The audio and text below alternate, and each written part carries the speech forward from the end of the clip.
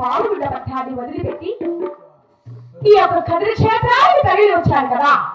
అయినా ఈ కదిరి క్షేత్రానికి వచ్చే ముందు ఎన్నో లోపులు వచ్చి పావులకు పాలు పోసాడు, చీమలకు నూక పోసాడు, పట్టరాని భక్తి బట్టి నోమరాని నోములు రోచి దానాధర్మము చేసుకుంటూ వస్త్రదానం చేశారు, గోదానము చేశారు, భూదానము చేశారు.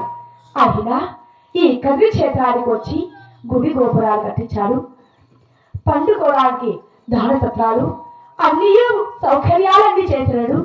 ఈ కదిరి క్షేత్రం నన్ను ఉన్నా నాకు ఆహారపాన సంతానం కలుగులేదు కదా పరంధావా. అన్నయ్య నాపైన ఎందుకన్నయ్యా దయలేకపోయినది. అయినా ఒక్కసారి ఆ కదిరి దేవుని నా మనసారా వేడుకున్నా ఆ పరంధావుడికి నా పైన చాలి కలిగి ఆడవారు సంతానమైన ఇచ్చునో ఏమో కదా.